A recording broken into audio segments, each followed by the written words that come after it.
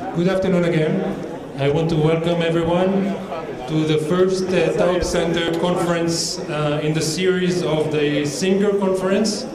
The topic of this one is Socioeconomic Impact of Education.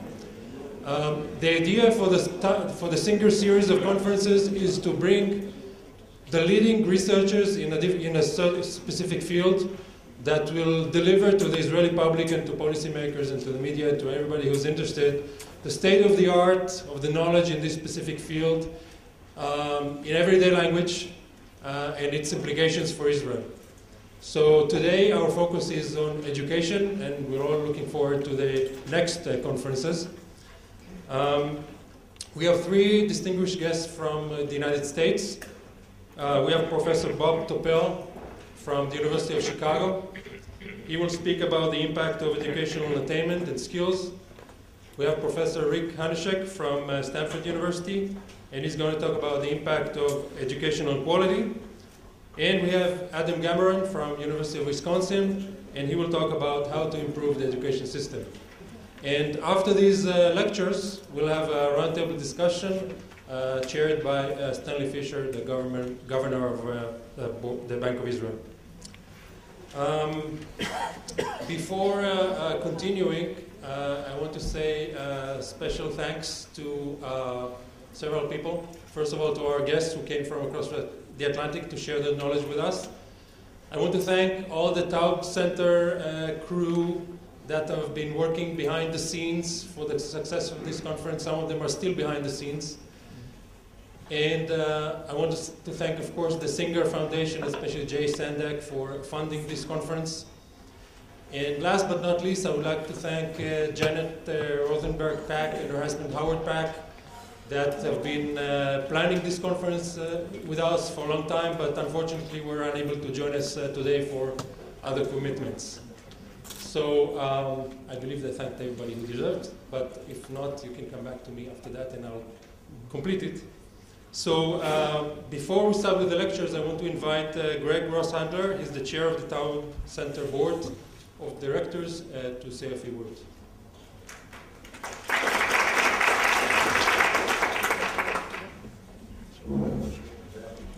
Thank you, Ayal. Good afternoon and welcome, distinguished guests and visitors. Very nice turnout today, and I think we're going to have a very, very interesting afternoon. Ben-Dod and his outstanding team welcome you all to this important conference. As chair of the Taub Center Board, it gives me great pleasure to welcome you to this conference on the socio-economic impact of education. But firstly, let me also thank Jay Sandak, who's unfortunately not with us today, from the Singer Foundation, who kindly sponsored this important conference. Once again, I wish to thank Ben-Dod and his team for his outstanding leadership and commitment and work for the improvement of Israel. We are all fortunate to have him lead the Taub Center.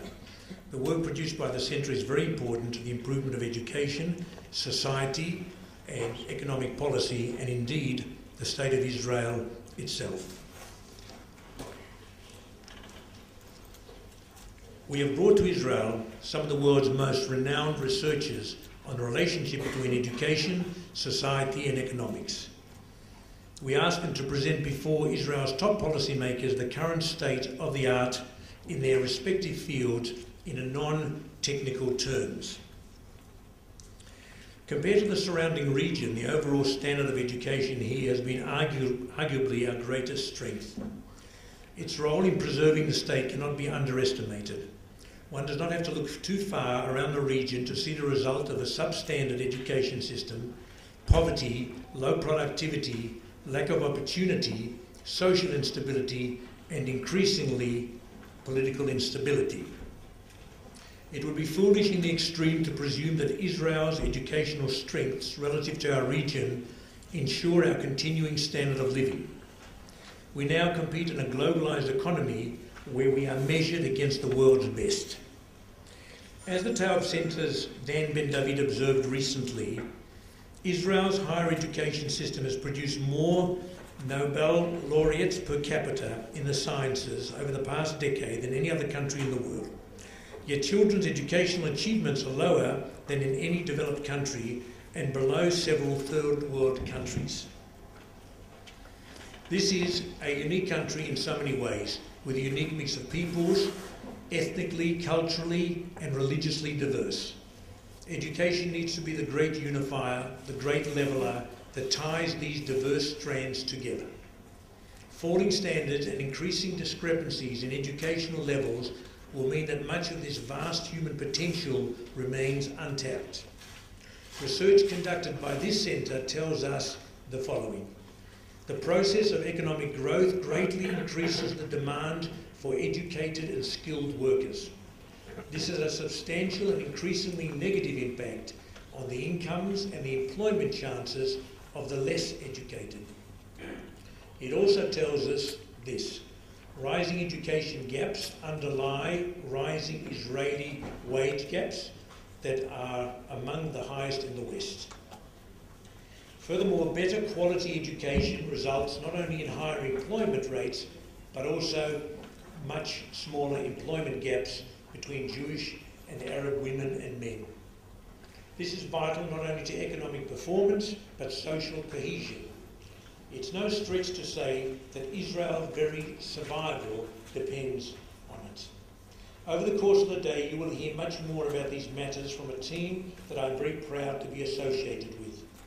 So once again, I welcome you to this important conference and now call upon Mr. Dov Lautman, Israel Prize Laureate and Taub Centre Board Member, to address you.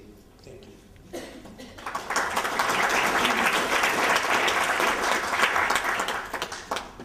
Thank you. I'm proud to be the first Israeli board member of the Taub Center. When Danny approached me, I said there are two reasons why I'll say yes to you. One is that I don't believe anything can be done unless it's being measured. And usually in my business life and in my social life, I always say, if you can measure, don't do. And that's why I believe things have to be measured.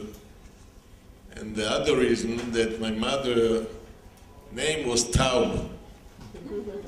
So I said, I don't believe there are too many Taubs, so somehow I'm related to the center. And I said yes, and I'm proud to be the first Israeli member of board. Now, why do I believe that this afternoon is so important?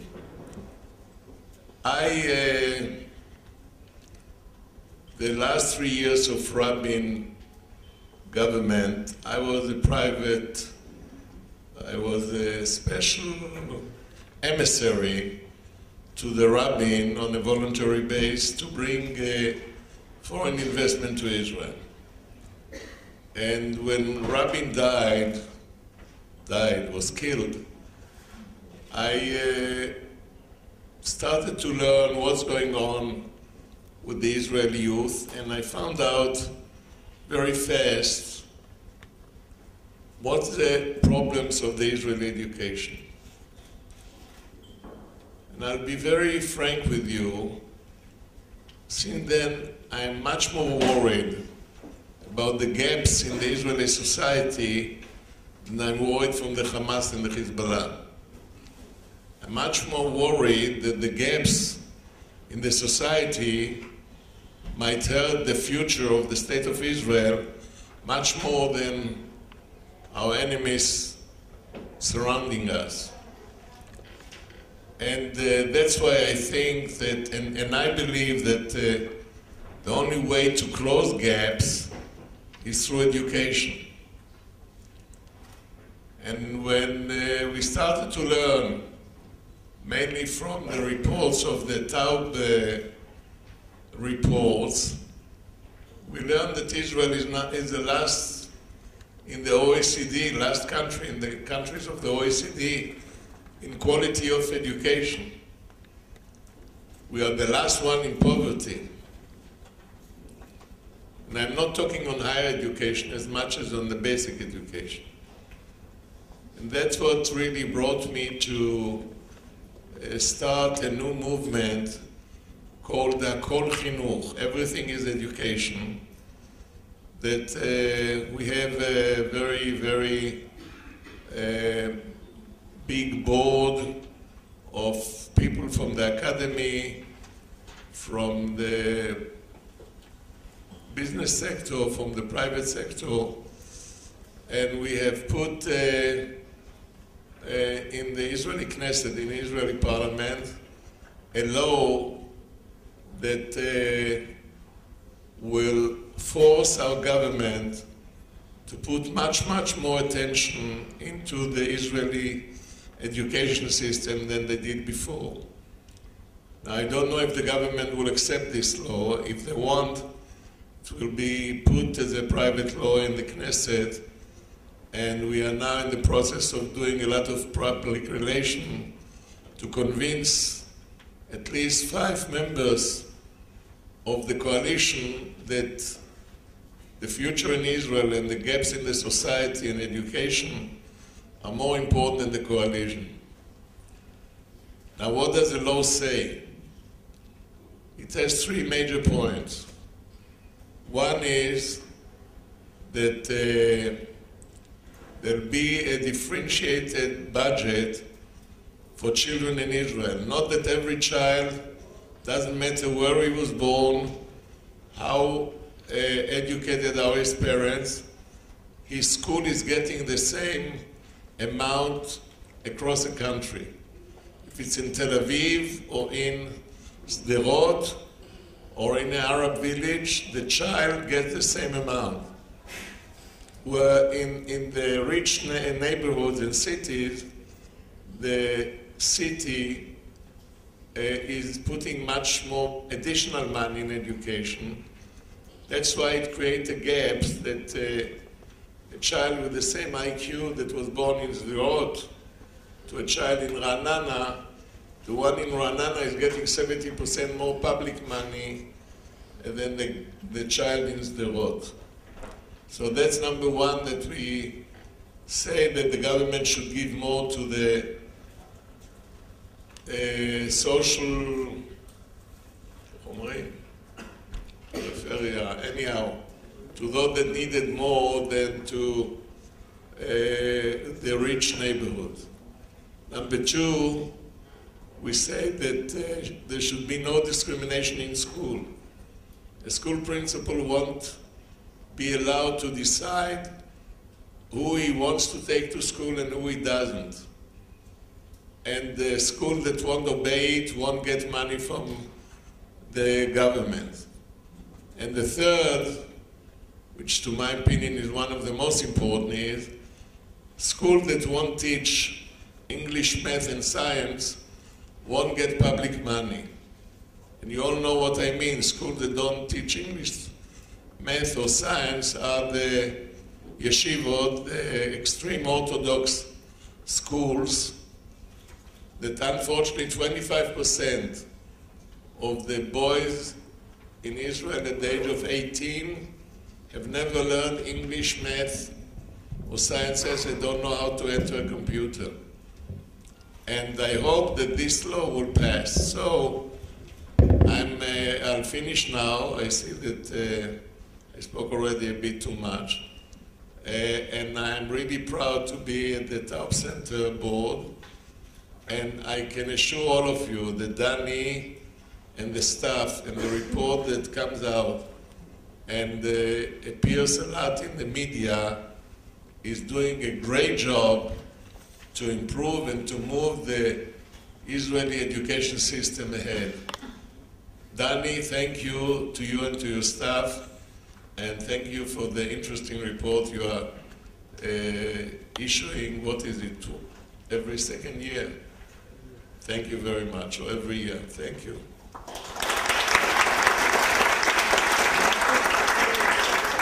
Thank you very much, Mr. Lautman. And now I want to invite Danny Ben-Dod. He's professor at the Tel Aviv University and the executive director of Taub Center.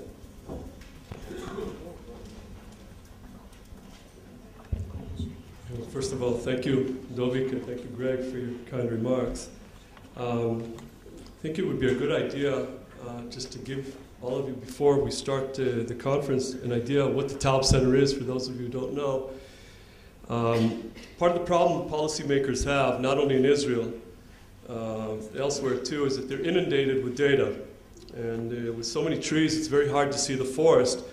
Complicating matter further is that much of this data comes from interested parties with an agenda. So about 3 decades ago, the JDC, or as we call it in Israel, the Joint, or the Joint Distribution Committee, decided to create an independent research center that would provide evidence-based research together with policy options to the government's leading policy makers and to the public at large via dissemination of the material.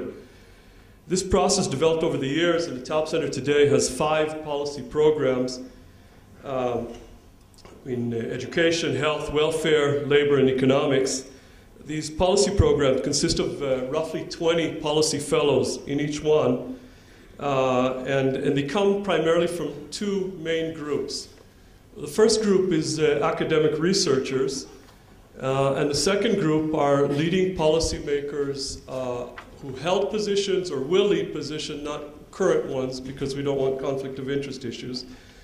Of the academics, or the guys that come from, or the people that come from academia, another feature that we have here that it's kind of rare in academia is the interdisciplinary feature. So we have economists, with sociologists, with people that come from an education background, law, and so forth, so that we're able basically to get many, many different perspectives on the various issues that we deal with. And in addition to the policy fellows, we also have a very dedicated in-house staff of very, very good researchers that do quite a bit of the work that's underlying what we put out in our annual report, the State of the Nation report, and our ongoing research and things that I'm going to be presenting today couldn't have been done without the in-house, the resident staff that we have as well. And I'm going to, in fact, be citing from our recent State of the Nation report that came out a few weeks ago in Hebrew. It's going to be coming out in English soon. And by the way, you can download it from the website for whoever's interested. And we're also happy to add anyone to the mailing list who's interested in hard copies as well. I would like to give you an idea of the underlying rationale for the conference. Israel is a study in ironies. When one looks at its current economic situation and compares it to what's going on in other Western countries, then we appear to be doing very well. Relatively high growth rates here compared to what's happening in other Western countries. Unemployment more specifically, is very low here compared to other countries. So in general, if you look at just what's happening right now, we appear to be doing very well. But the long-run picture is much more problematic. And this is one of the issues that we've been trying to highlight in our work. And in fact, in the recent Taub Center report, Professor Eran Yashiv wrote in his chapter, he showed the irony of where we are today vis-a-vis other countries that are in a major recession, but how the long-run picture looks. And it is much more problematic. I'm going to provide some more details later in the roundtable. But in a sense, we have 2 Israels in one. The first world Israel is cutting edge. It's, although the educational achievements of its children, as already mentioned here, leave something to be desired. But then there's another Israel. And that one is not receiving either the tools or the conditions to work in a modern economy. And that part of Israel is huge, and its share is growing very rapidly as a part of the entire society. It's a situation that, although things look very rosy currently vis-a-vis the West, it's a situation that's simply unsustainable in the long run. And a key source of the problem, obviously not the only one, but a very major part of the problem is the education that we give our children. Hence this symposium today. This is not a standard economic or academic conference, although I see many of our colleagues from the various universities and colleges in Israel here. But the idea is to basically try and provide, the Taub Center, to try and provide a public service, to bring some of the leading researchers in the world in these various areas here, and to basically bring to you the audience the state of the art in the various areas. That will be in the first two sessions, and the third session will be one where we have a roundtable. We focus more on Israel's problems and what needs to be done more specifically in those areas. In the audience today, we have some of the leading policymakers in Israel, whether they're here now or they're going to be here a little bit later today, but that includes from the education ministry, from the finance ministry, and basically the people who determine how this country will look in the future. So it's very important that they hear and see what we share in common with other countries and also how we differ. I would like to thank Jay Sandak and the Singer Foundation and go a little bit more behind the scenes in that regard. Herbert Singer was one of the founders of the Taub Center almost 3 decades ago. His support in all manners, not just financial, was crucial in getting the center up and running to the point that it currently is. Jay Sandak, his nephew, he represents the new generation, and he's been one of my personal go-to people for ideas, consultation, support, and he has been unwavering. So when I approached Jay and explained to him what we have in mind for this conference, how we plan to bring basically eminent researchers to Israel and the top policymakers of the country here to hear, then he immediately supported the idea and graciously offered the Singer Foundation's support for this conference, which in a sense, as Ayal already mentioned, is an inaugural conference. We're going to do this once a year on the various issues that our policy programs focus on. So I would like to thank Jay from the bottom of my heart for the tremendous support over the years. We greatly appreciate it. We also have here members of the Taub Center Board, without whom none of this would have been possible. Lautman, who you heard earlier, who has been an amazing source of wisdom, strength, and courage for us all. Ralph Goldman, sitting up front, the sage, no less. There's no other way to put it. Greg Rosshandler and Helen Abelis, who came from Australia to be with us today. We thank you very much. And Greg is our new chairman, and for that we are very grateful. Judge Ellen Heller, right here, came from Baltimore, is the recent president of the JDC. And Benny Landa and Ofra Strauss are two of our new board members who signal a new direction that the center is taking. After all, this is our country, and who, if not us, are first and foremost responsible for what happens here and for getting it right. A few words about the visitors. Professor Robert Topel is a leading labor economist. If we want to start dealing with the root causes of poverty, inequality, and economic growth, then Bob's message here today becomes all the more important. On a personal note, Bob was one of my great teachers at the University of Chicago. In fact, he taught at least 3 of the people who are going to be here today. The deputy director of the center, Professor Ayal Kimhi, Eugene Kandel, I don't think he's here yet, but he's coming, who is the head of the National Economic Council in the Prime Minister's office. We were all students of Bob's at the University of Chicago. And that's where the 3 of us, by the way, met and became personal friends. Professor Eric Hanushak, I became familiar with his work when I first started delving into the data in 1999, the Israeli data, which changed my life forever, when I understood how seriously problematic our long-run socioeconomic trajectories are, and began to examine why. As a growth economist, I'm very familiar with the importance of education in the growth process. What Rick brought and still brings to the table is a whole new way of looking at education's impact, focusing on the quality of education rather than on the more common and simple practice of simply counting the years or degrees of individuals. When we talk about how poorly Israel does on the international exams, it's not just an issue of lost Israeli pride.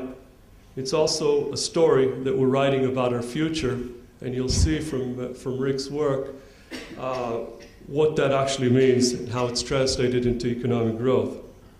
Professor Adam Gamron, University of Wisconsin, and also a University of Chicago graduate. This is a good day for University of Chicago. I've only gotten to know Adam since becoming head of the Taub Center, and I encourage all of the senior staff at the Education Ministry who are here today to get to know him and his work too. After all, when all is said and done, when we finally internalize the importance of education on the country's society and economy, we need to start asking the more important questions of what we actually need to do to improve our education system. And Adam is one of the world leaders and a member of the Taub Center's International Advisory Council, by the way, in researching this question, and we would all do well to listen to what he has to say. And finally, we would not be here today without the Taub Center wonderful and very dedicated staff. Our researchers and staff are the heart and soul of the center, and you can see them all around today, behind the scenes, as Ayal said, helping us with the organization and simply getting things right. Tzevet Madhim. I have to say that in our language as well, because it's been an honor for me to get to know them over the years. Orchestrating the efforts has been Naomi Krieger, our Director of Strategy and Operations, together with Chedva El-Makias, my assistant, Laura Brass, who heads our external relations. I owe you all a great deal of gratitude. Let's begin with the conference. Thanks.